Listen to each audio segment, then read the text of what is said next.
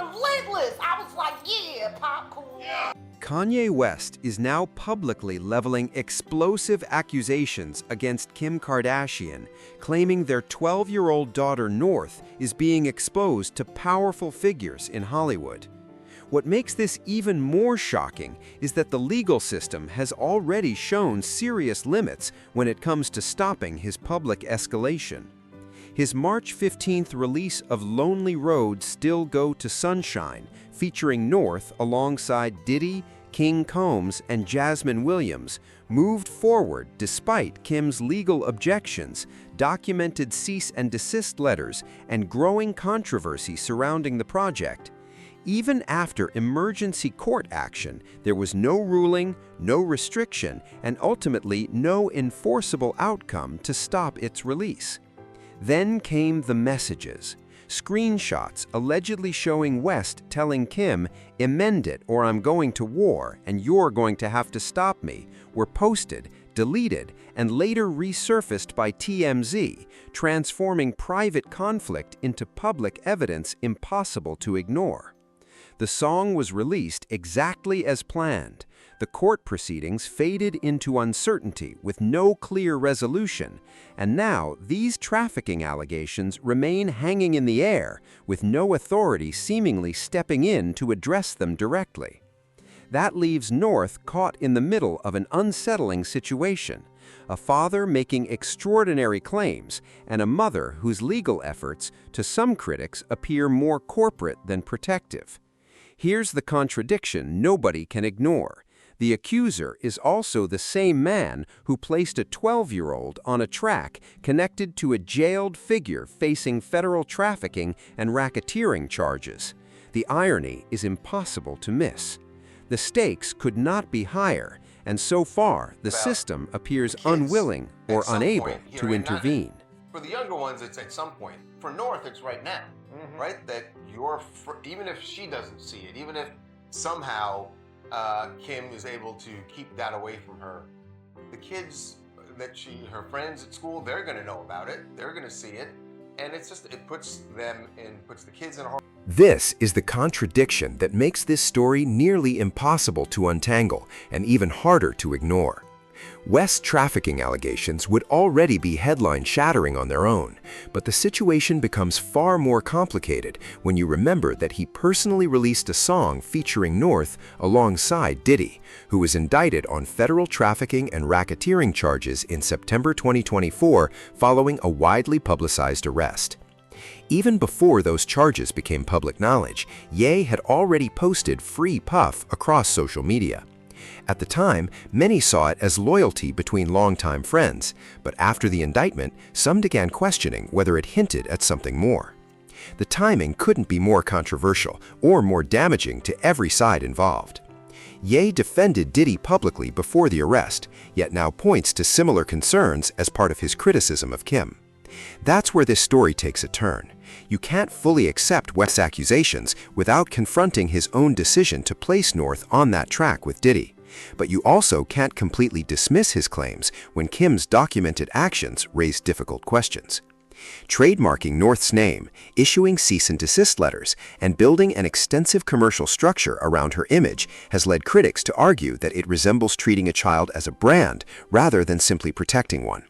And that's exactly why people remain divided. The song's release, despite legal objections, wasn't viewed by many as simple defiance. It sent a message that Ye operates outside traditional boundaries, while the courts have so far shown little willingness to intervene. But this is how you can move a lot of money, by transporting a lot of substances. Trafficking is basically what they call it. And this has gotten Skims written all over it, literally. You can see in the packaging here, it's also packaged so well. You're really going to tell me that the substances were just put into Skims without anybody knowledge higher up at Skims? This is so bad for the... Ye has built a long and controversial history of making public statements that initially seem outrageous, only for later events to make people look at them differently. His anti-Semitic remarks led to major fallout, including being dropped by his talent agency. Shopify even removed his website after it began selling swastika-themed merchandise. At the time, many viewed these moments as career-ending disasters. But after Diddy's arrest and federal indictment, West's earlier Free Puff post suddenly sparked a very different conversation. And that's exactly why this situation has people paying closer attention. His trafficking accusation against Kim is difficult for many to write off as random ranting because of that complicated history. The same man once deplatformed for hate speech is now making allegations so serious that they shift this story from a family dispute into something far larger. And because he has already shown a willingness to release content despite legal resistance, as the Diddy tract itself proved, the next development, whether evidence, names, or even formal complaints, could emerge without warning. That's what makes this situation so unpredictable. The uncertainty isn't only about the accusation itself. It's also about the accuser's unusual record of seeing parts of his controversial claims gain credibility over time. Behind Kim Kardashian's carefully maintained image as a protective mother exists a legal and business framework that some critics argue treats North less like a child and more like an expanding brand.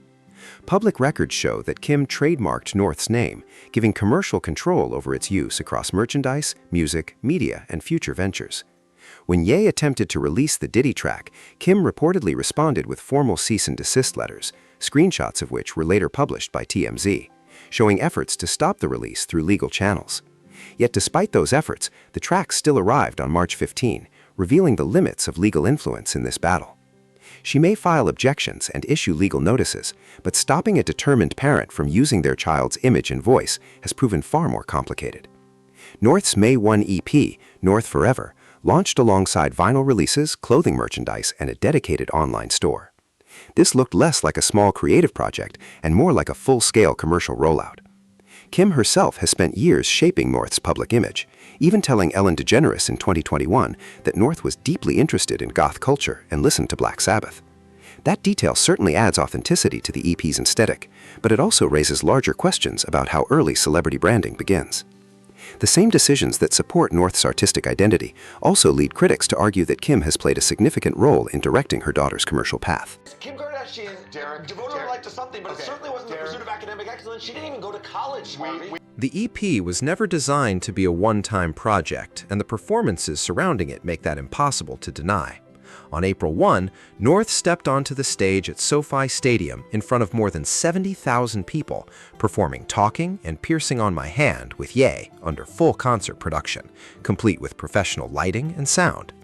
When you look at the scale, the audience, and the resources involved, one thing becomes clear. This is no hobby. This is a career taking shape in real time, carrying all the expectations and pressures that come with it.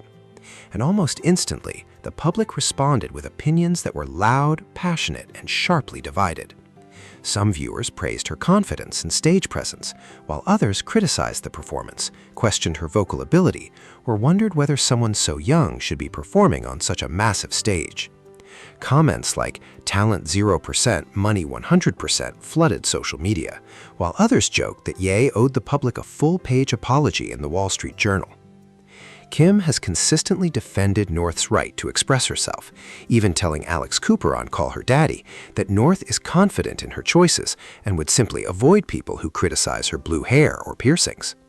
Yet that message of self-expression exists alongside legal efforts to manage North's public image, creating a difficult balance between artistic freedom and commercial oversight that continues to raise questions. Social media backlash intensified after North's appearances, with criticism ranging from her singing ability to broader concerns about the spectacle itself. But beneath the surface, this debate has never been only about music. At its core, many people are questioning the pressure placed on a child performing at a professional level before enormous audiences. One commenter admitted, "I cannot begin to understand the pressure this individual is under." Another wrote, "She's only 12. What even is bedtime for a 12-year-old these days?" North herself has leaned directly into the controversy through Piercing on My Hand, referencing being banned from school after only 2 days and frequently skipping classes. The song also highlights her piercings and signature blue hair, the same personal choices that have drawn intense public attention and prompted Kim's strongest defenses. The fact that North is now addressing criticism through music only adds another layer to the story, turning her style, education, and upbringing into topics of public discussion. And perhaps the most striking part of all is this: the debate continues largely without North's own unfiltered voice, leaving the world to interpret carefully crafted lyrics, competing narratives from her parents, and the relentless opinions of strangers online. My lesson on this planet. What does that mean? She's your lesson. It means that I'm supposed to learn even more. Insiders have consistently reported across multiple outlets that Kim and her extended family increasingly view North not just as a daughter, but as a structured commercial project. The trademarking of her name, the issuance of cease and desist letters, and the rollout of a professionally produced EP, complete with merchandise and a dedicated online storefront, are not typical elements of parenting. Instead, they resemble brand management, intellectual property strategy, and long-term commercial planning. That interpretation becomes even more unsettling when placed alongside West's trafficking accusation, which shifts the entire conversation from artistic custody into something far more serious: claims of exploitation and commodification. The same legal mechanisms used to protect North's image in business contexts begin to look, to critics, like tools that reduce a child to intellectual property rather than an individual with autonomy.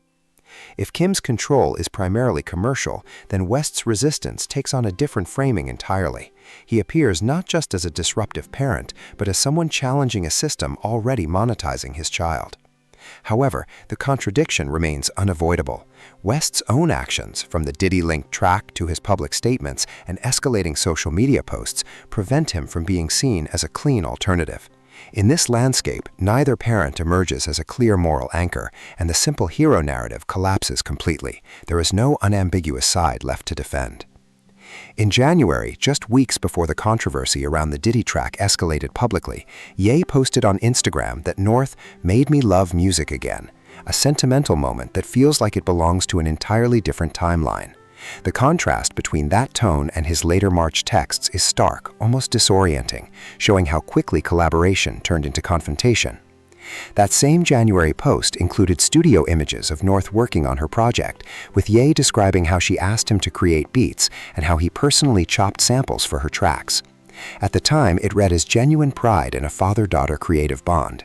Yet within less than 2 months, that shared musical space had transformed into leverage in a public and legal conflict with Kim. What was once framed as artistic connection became another battleground in a custody dispute. And that shift suggests something deeper. North's work is no longer just creative output. It has become a tool of influence, power, and control in a larger struggle where she remains at the center, whether she intends to be or not. Interact with other human beings besides the children in your family all day long. We're great. The emergency hearing involving a mediator and a judge was supposed to be the turning point, the moment the legal system finally stepped in to protect North, or at least set clear boundaries in her parents' escalating conflict. According to multiple reports, Kim's legal team presented trademark filings, cease and desist documentation, and evidence of prior agreements tied to controlling North's name and image. Meanwhile, Ye reportedly did not participate in the proceedings. Yet despite the seriousness of what was presented, no clear outcome was ever recorded. No ruling, no formal order, no enforceable action followed. And then, as if nothing had happened, the track was released on March 15th, exactly as planned. That lack of resolution almost becomes its own kind of conclusion. The system engaged, heard arguments, reviewed claims, and then simply stepped away from the conflict. The result left North in the same vulnerable position she was in before the hearing even began. Was there an order that was ignored, or did the court refuse to intervene altogether? The uncertainty only deepens the sense of institutional paralysis, raising uncomfortable questions about whether any judge or legal framework can actually restrict how either parent uses her image or talent. What makes this even more troubling is the absence of North's own direct voice in any meaningful record. Across court documents, interviews, statements, and social media discussions, there is no clear instance where she is allowed to fully express what she thinks, feels, or wants regarding her music or the ongoing conflict between her parents. Instead, she exists as a subject of discussion rather than a participant in it. Trademarked in filings, performed on global stages, featured on tracks, and endlessly analyzed online. Yet her unfiltered perspective remains missing. Even her lyrics, often cited as her voice, are shaped through production choices and release decisions controlled by adults around her. Kim has described her as confident, but that remains a parental interpretation. Ye's messages show a willingness to use her image within larger disputes, and that raises a difficult question. Would North's voice even carry weight if it contradicted either narrative? In the end, the silence surrounding her perspective is not a small omission. It is the core instability in the entire situation, and it only grows more striking as the story continues to unfold. Control Jay-Z and Beyonce. But they can't control me.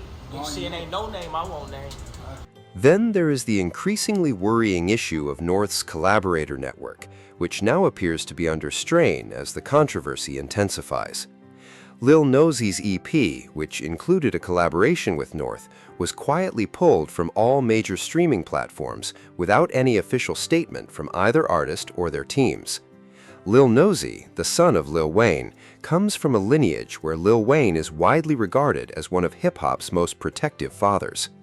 According to multiple reports circulating in media coverage, Ye allegedly reacted strongly to North's collaboration with Lil Nosey, though the exact reasons behind the project's removal remain unverified. In entertainment circles, unexplained takedowns like this often hint at behind-the-scenes pressure, where other families may choose to distance their children from situations they perceive as unstable. If that pattern is indeed unfolding here, North's access to young collaborators could gradually narrow. Her commercial appeal might stay strong, but her creative ecosystem and peer support system could weaken over time. And if more second-generation artists begin to step back, North risks becoming professionally isolated, still visible, still marketable, but increasingly alone in navigating her artistic path. Meanwhile, the larger situation shows no sign of stabilizing. The courts have not stepped in effectively, North's own unfiltered voice remains absent from the record, and her collaborative circle appears increasingly fragile. But even with all of that unfolding, the most unpredictable developments still seem ahead. He has repeatedly shown a willingness to ignore industry pressure, legal threats, and public backlash, as seen in past controversies that led to platform restrictions and commercial shutdowns of his merchandise operations. His pattern suggests escalation rather than restraint, continuing until external forces physically or legally intervene. The recent trafficking accusation reinforces that trajectory, signaling that he may not be finished escalating the conflict. And when he reportedly wrote, "You're going to have to stop me," it reads less like an emotional expression and more like a declaration of intent. In that framing, the legal system's limitation becomes stark. It is now faced with a parent openly signaling that only extreme consequences will halt his actions.